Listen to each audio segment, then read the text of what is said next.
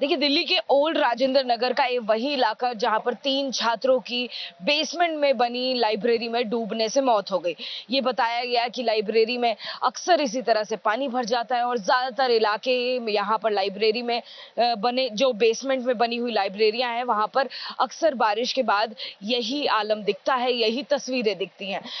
बीती रात जो बारिश हुई, भीषण बारिश हुई, उसके बाद एक और बार राजेंद्र नगर में, ओल्ड राजेंद्र नगर में, करोल बाग में तस्वीरें वही देखने को मिली जहां पर कई फीट तक पानी भर गया था।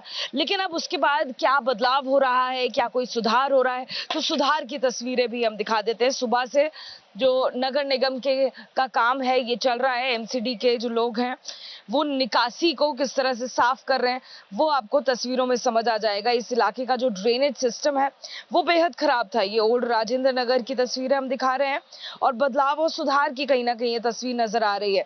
जगह जगह ये एमसीडी के जो कर्मचारी हैं वो पहुंचे हैं, जो ड्रेन की सफाई कर रहे हैं।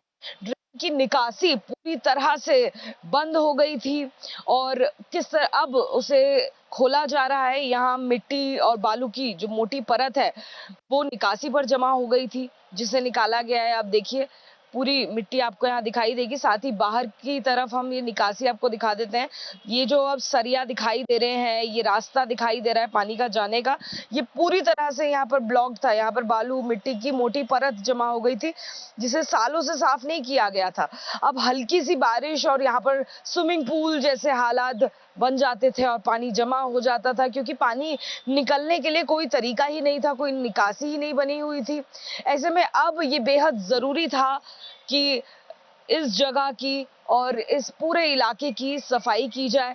और अगर ये पहले टाइम रहते हो जाता, मानसून शुरू होने से पहले अगर ऐसा किया जाता तो शायद हादसे में वो 3 बच्चों की जान ना जाती और वो अपनी जान ना गंवाते।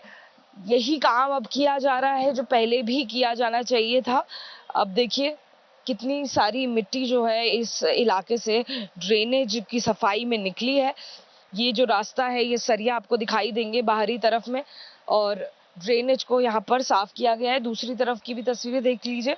ये जो सीवर्स वगैरह भी यहाँ पर ब्लॉक थे, उनसे बड़ी बड़ी पन्नियां निकली हैं, सामान निकला है और उन पन्नियों को भी हटाया गया है और निकासी को क्लियर करने की अभी भी जद्दोजहद चल रही है। ये देखिए ऐसे भरे हुए थे सीवर्स।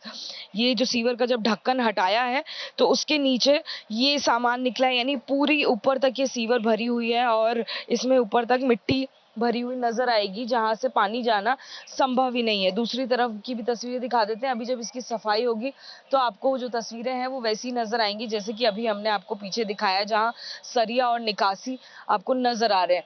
क्योंकि यहाँ पर सालों साल से कभी सफाई हुई ही नहीं है, ड्रेनेज का काम ही नहीं हुआ है, तो इसका खामियाजा आसपास रहने वाले लोगों को बहुत ज्यादा भुगतना पड़ता है। और वक्त रहते हुए ये काम किया जाता तो शायद वो 3 छात्र बचाए जा सकते थे। कैमरामैन अश्विनी के साथ Ajadika Singh, ABP News, Delhi. For exclusive and insightful videos, subscribe to our new channel ABP Live Premium.